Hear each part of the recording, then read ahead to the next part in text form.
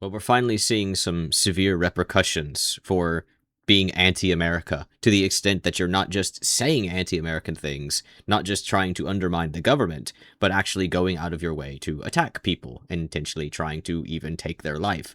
The Prairieland protesters from last year got sentenced, 15 of them, I believe, and while it was a pretty harsh sentence for some of them, and people are very upset about it, I think that due to the fact that it's like the first time they're really hitting these people with charges, it's important to set a standard, right? Because that's how we've gotten to this point. No one thinks there's going to be any repercussions. A death penalty? Well, we're in America. We're not going to have a death penalty. I'll get maybe 10 years in prison, and if any charges will be served consecutively, which is totally nonsensical, by the way. How does it make any kind of sense to have a charge for stealing, a charge for attempted murder, a charge for having a deadly weapon, and all those charges tick down at the same time? Like, how does isn't that like counterintuitive to the entire point of prison to put? It's besides the point, I suppose. These people all out there protesting the protesters being imprisoned. But of course, these aren't just protesters. They're insurrectionists and radicals. And you can see they're trying to condition us, I guess. They're trying to humanize these people. Look at them smiling. Look at Autumn Hill smiling. Oh, the transgendered woman is blowing a kiss. That makes them a good person.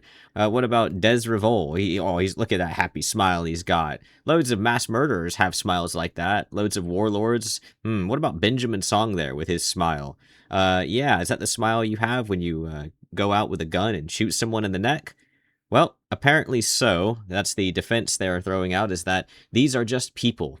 And we have this excerpt here from the New York Times. While the jurors who heard evidence during the trial clearly believed the prosecution's theory that most of the defendants had supported an act of terrorism when they took part in the attack on the ICE facility, 5 of the government's own cooperating witnesses, people who were part of the supposed Antifa cell, they denied under oath, an oath to what, I wonder? They denied under oath that their compatriots thought of themselves as belonging to Antifa. The far-left movement has no central structure or formal membership. Well, isn't that convenient? They just have a get-out-of-jail-free card. Well, you see, there's no such thing as Antifa. It's a simulacrum. Yeah, there's just no such thing. There's no hierarchy. There's no one in control. No one's an Antifa member. You've just made that up. You're gaslighting us. You're gaslighting the world to think Antifa's a real thing. We denied under oath. What oath, exactly? An oath to Christianity, but they try to destroy Christianity, unless, of course, it happens to be subservient to the democratic ideals, like James Tallarico talking about how God is a non-binary badass and how transgendered children were made in the image of God. I mean, unless Christianity kneels in front of the Democrats, then they won't allow it. So they're not offering an oath to Christianity. They're certainly not offering an oath to the country, because they're trying to destroy the country. They're trying to undermine the country. They are going out of their way to attack the country, right? So who exactly are they swearing this oath to? Wouldn't they just lie, as they always do, about everything? Now, this is the official justice.gov file on it. Jurors heard testimony from more than 45 witnesses and considered over 210 exhibits supporting the charges against 9 indicted defendants. Cameron Arnold, also known as Autumn Hill, they accidentally misspelled Autumn there, Zachary Evitts, Benjamin Song, Savannah Batten, Bradford Morris, also known as Megan Morris, and you know what, if I was named Bradford, I would probably go trans as well, or at least change my name. Who names their kid Bradford? I actually feel bad for them. Maricela Rueda, Elizabeth Soto, Inez Soto, Daniel Rolando Sanchez Estrada, and 7 others, Seth Sykes, Nathan Bauman, Joy Gibson, Susan Kent, Rebecca Morgan, Lynette Sharp, and John Thomas, pleaded guilty last year to 1 count of providing material support to terrorists. There is a huge amount of women in here. If we remove the trans people, there's like equal parts male and female, which is very abnormal, which just shows right there the Democrats are targeting women in their indoctrination campaign, and the males go along with that because they want to pussy. But it's unsurprising as well, even in this small group, to see there's 2 male to female trans, because, well, the vast majority of trans people happen to be males going females, because being a male right now sucks because of Democrats. So all of these people basically just got slammed with a massive amount of charges and such. These guilty verdicts and convictions rightly reflect the vicious armed attack these Antifa cell members planned and executed against law enforcement and detention center officers on the night of July 4th last year. July 4th. Independence Day, the country's birthday. Independence Day. Independence from what exactly? Independence from what are they trying to say with this attack? Specifically, this attack on July 4th. What is that supposed to symbolize? Their independence from the Republican Party? Or are they trying to just inspire something? I mean, clearly, it's a terrorist attack. You don't just do things like this on a specific day unless you have a reason for it, right? Like, well, the security's lax on this day, so let's do it on that day. Well, they're doing it on July 4th for a reason. It's a terrorist act.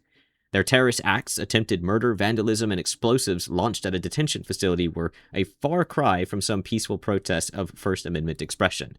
This case marks a historic moment as it represents the nation's initial federal indictment targeting a coordinated group of Antifa cell members, which are apparently some nebulous, vague thing with no hierarchy, except they always show up at certain places and always have the same outfits and they always talk to each other, engaged in violent criminal activity, said HSI Dallas Special Agent in Charge Travis Pickard. The defendants dressed in black bloc, dark clothing with head and face coverings that concealed their identities, designed to hide each individual's identity but also to aid and abet those members engaged in illegal acts by making members indistinguishable from one another to law enforcement. Evidence introduced at the trial revealed that the defendants brought 11 firearms, body armor, and 11 military-grade first aid kits with tourniquets and other items for gunshot wounds to the scene of the attack. Many of these items were introduced by the government as exhibits. Additionally, fingerprint evidence was linked to many of the defendants to the items at the scene. The evidence obtained on phone locations supported that those who participated in the attack all turned off their phones or placed them in Faraday bags to prevent tracking on the night of the attack. After Antifa cell members arrived at Prairieland, they began shooting off and throwing fireworks, explosives, at the facility and vandalizing vehicles and a guard shack on Prairieland property. So again, like, I don't know what kind of fireworks these were to define them as explosives, but people do that a lot recently with all this kind of stuff going on, and these things just sound like gunshots or even like small bombs, like pipe bombs or something. And I've been thinking for over a year now with them doing this kind of stuff, like, it's just a matter of time until you scare a cop. I mean, we just saw what happened in Canada, didn't we? The trial evidence demonstrated that collectively, the Antifa cell acquired over 50 firearms in the Fort Worth, Dallas area prior to July 4th. Over 50 firearms. During the trial, the government introduced numerous chats of the members who used an encrypted messaging app to coordinate with each other that had auto-delete functions, permanently deleting some Antifa cell members' communications. They also used monikers in group chats to hide their identities, and some of the planning chats included only trusted participants. The chats introduced at trial revealed that members in this limited group conducted reconnaissance and discussed what to bring to the riot, including firearms, medical kits, and fireworks. And then here is the whole list of things they did. Riot, providing material support to terrorists, conspiracy to use and carry explosives, using and carrying explosives, attempted murder of officers, an employee of the United States, discharging of a firearm and in retaliation to further crimes of violence, whatever. Also, there's more charges, of course, corruptly concealing, conspiracy to conceal documents, and so on and so forth. But I'm just shocked at how people are trying to defend this. I mean, they're trying to make out as if these people are innocent. 100 years for Benjamin Song. Mr. Song, aside from this day, has an impeccable life. You know, a former Marine, a good student. He had a lot of good qualities that were just ignored, and the judge went ahead and gave as much as he could. Judge. That's the attorney for Benjamin Song there. So his good qualities were ignored. But what exactly happened here? Was Benjamin Song, was he just some guy who was in a bad way at the time? Did he like overdose? He was just like criminal mischief, right? It was just a drunken bender or something. His wife left him, and she took the kids and the dog, and he was in a really bad way, and he regrets everything. But his life prior to that, it makes up for it, right? He's actually a good person deep down. Is that what we're saying? Well, let's just scroll back up here real quick and talk about Benjamin Song. Evidence at trial revealed that most of the Antifa cell involved in the Prairieland attack looked to Benjamin Song as a leader. Song acquired firearms that he distributed to co-defendants and recruited members at gun ranges and combat lessons he conducted, as well as from various ideologically aligned groups. Witnesses testified that an Alvarado police officer responded to the scene after correctional officers called 911. When the officer began issuing commands to defendant Nathan Bauman, Benjamin Song can be heard on police body cam video yelling, "Get to the rifles!" And then he opened fire on the officers, striking the Alvarado police officer in the neck. as the unarmed correctional officer ducked and ran for cover. Police arrested most of the Antifa cells shortly after the attack, many near the scene. Benjamin Song escaped and remained at large with the help of others until his capture on July 15, 2025. Witnesses who testified during the government's case included the Alvarado police officer who was shot in the neck by Benjamin Song, detention officers present at the night who also took cover from rapid-fire assault rifles, multiple additional responding officers, numerous investigative agents, and cooperating co-defendants, including Bauman, Sharp, Thomas, and Kent. Among other things, Kent testified that the night before the attack at a gear check, Song proposed to free the detainees at Prairieland, a literal prison break, and told the groups that they should wear black bloc and bring rifles because he, Song, wasn't going to be arrested. He just refused to be arrested. Well, what does that mean exactly? He'd rather die? Evidence at trial also revealed that some of the defendants attended a peaceful daytime protest at Prairieland on July 4th without the gear they brought that night, and so they reported back to the other defendants details regarding security at the facility. Well, you know what? Song really does seem like a great guy, doesn't he? I can understand why all of these people are out there defending him. Where's the mother? Song's mother repeated his statement at a press conference outside. I know I am the person being judged, but I also know that a case like this can become a warning to everyone else. If you speak, if you protest, if you try to protect someone, if you are associated with the wrong idea, you can be turned into a symbol instead of treated like a human being. It's his mother reading his words. So this is what the left always does. You have to treat me like a human being. Just let me exist. Tell me, do human beings just trying to exist find vulnerable people, radicalize them to a cause, give them weapons and body armor, then organize them into a prison break and shoot innocent officers in the neck with the intent to take their life? Is that what innocent human beings that we just need to let live and let them exist? Is that a normal person? I've never had such a thought as at least I think I'm a normal person. I can't imagine any normal person doing such a thing. And he's talking about having wrongthink. This is what happens if you have an opinion that people disagree with. You have to have the correct way of thinking. Well, you know, when that way of thinking involves going out and shooting people in the neck or anywhere else for that matter, yes, you actually do have to have the correct way of thinking, or else it's infinite prison for you. It's what you deserve. And his mother out here defending him, all of these people out here defending him. You're defending your son trying to murder innocent people. What is wrong with you? Here's the spouse.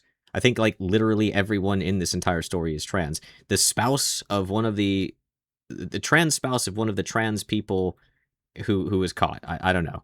Koza insists that her spouse had no part in the violence that started with fireworks and vandalism, but ended with gunfire that wounded a Johnson County deputy. My wife was not present at the time that the officer...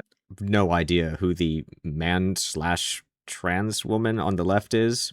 If they've like already replaced them, or if they had like a polygamous relationship, or no idea. They're just there. Involved shooting happened. And she was not there as part of any kind of like act of violence. Clearly there was no violence there. They were not involved in that. There's no justification for this. Yeah, definitely not. I mean, did that guy get shot in the neck, or was that imaginary? It was like Antifa though, like imaginary. It didn't actually happen. Okay, I see. I understand now. Koza says Hill didn't deserve the 50-year sentence handed down yesterday by a federal judge. Why not? Yeah, it's an enormous injustice. 50 years at age 30 could basically be a life sentence. Yep. Federal prosecutor. Yeah, they also say that the charge they gave them was like swatting a fly with a drone, is what they say. Oh God, there's Bradford. Poor Bradford. Honestly, I really do feel bad for them. I think it's how they start this. It's like the Department of Justice has, swatted a fly with like a drone. Yeah, that is what it's like. Here's the thing, Lydia. It was Lydia, right? What if you don't swat the fly, and you just let the fly fly around, lay eggs, make more flies? What then? Then you have a lot of flies. So the fly is a problem. You've identified that the fly is a problem that needs to be dealt with. You just don't like the way they've dealt with it. The thing is, I think a lot of people would prefer something bigger than a drone, really. I mean, 50 years is not a permanent solution, really, especially because there will be an appeal, and they probably will get some time off. Some of them. I don't think Benjamin's going to get a whole lot of time off, but I do think a lot of the other ones will probably have a reduction in the amount of time they're going to be in prison. I do think like 50 years is probably going to come down to like 30 or 20 or something like that. But I don't think Benjamin's going to get off too easily. If he was truly the mastermind behind all of this, the one with the gun who pulled the trigger, I can't imagine he's going to get off so easily. Speaking of the other people winding this down, there is just a little bit left to talk about. There is this zines thing that they're talking about here. Some of the other defendants, Inez Soto, Elizabeth Soto, and Savannah Batten, were part of a group that created and distributed insurrectionary materials called zines, according to trial evidence. Zines, I assume, is short for magazines, so they're creating terroristic propaganda in the form of magazines. They're not leaving breadcrumbs behind, these people. They're leaving whole-ass loaves of bread, leading all the way to the bakery. There's no way Antifa is some sort of top-secret organization. These people, they must be under surveillance, and it's just a matter of time. I interviewed the writer of that piece, and she said, it feels like they didn't even open the zine. They just saw the front and saw Satanism and went, signed Antifa, scary people. And no one thinks Antifa are Satanists. That is just something they tell themselves in order to vindicate their hatred for the Republicans, for the conservatives, for the right wing, for whoever is against them, which is most people, by the way. There is no one out there, aside from truly insane people, thinking Antifa are Satanists. That is an absolutely ridiculous thing for Lex McMiniman to say. Lex? I'm guessing it's Alexandra. And I'm also guessing that they're trans. And so that is sort of like the level that some of this rhetoric is working at. And I doubt it. You know what the rhetoric your side's working at, though? Defending people who are going out and shooting police officers in the neck in order to free prisoners who invaded the country illegally. in terms of how this will have consequences for all of us, I think people who do this type of organizing, or even who just participate in No Kings protests over the last year and a half, have quite rightly identified that they feel surveilled and unsafe participating in this activity. Who would have thought that being a terrorist inside of the world's most powerful country would end up with you being surveilled and unsafe?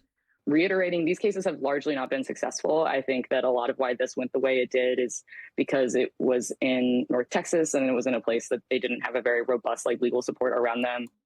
Yeah, they weren't in a democratic stronghold, so they couldn't abuse loopholes and twist the law in their favor. They couldn't totally BS their way through it, whatever method of corruption they used to get past justice. That's what you're saying? The reason it went the way it did is because it was in a place where the Democrats can't save their own as they attempt to destroy the country. As opposed to Chicago, where the Broadview case happened.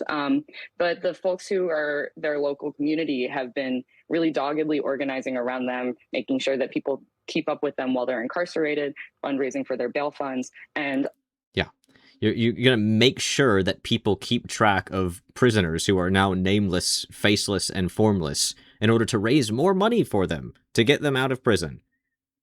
But to remind you that these people organized a terrorist attack in their own country against their own government.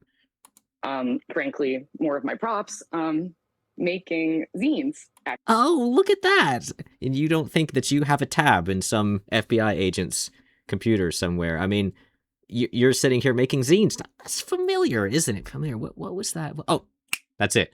Some of those people who were indicted on the federal charges and got 30, 50 years or whatever, they were making terroristic propaganda zines to spread insurrectionism in their country, weren't they? Yes, the zines, the little magazines that you people, like middle schoolers. What are you doing? Support the Prairieland defendants, holding up your little flyer of a wolf, eating humans, and all that's left behind is a skeleton. Right. Because you're the real people, and the people you're fighting against are just animals. Great mentality to have, don't you think? Actually, about the defendants, even though that's the exact basis for the federal.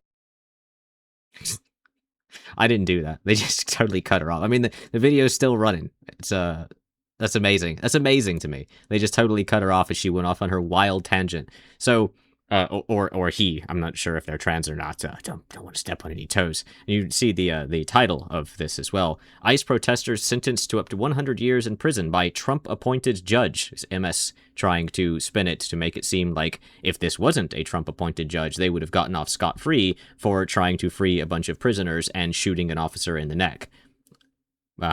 Okay. Well, yeah, that makes sense. Now, I said at the beginning that a lot of this is all about marking these people as Antifa. Or, well, it's just marking them as terrorists. But for some reason, they think that Antifa is like a magical spell, where if they're not cast as Antifa, then they're free to go. They didn't do it if they're not Antifa. So this is another one of the lawyers for one of the defendants. Pittman said in the trial, which it stands out to me because it's one of the few things I agree with, that the government might just as well have called it I think he said the Methodist Women's League of Weatherford, for all of the impact it had on this trial. So this wasn't about proving that there's an Antifa or that any of these people are in it. It was just, in my opinion, a dog whistle to give certain people in Washington, D.C. what they want to hear. A dog whistle to make DC happy. What does dog whistle even mean anymore? Everyone says it all the time. It's lost all meaning, just like every other thing that the Democrats say.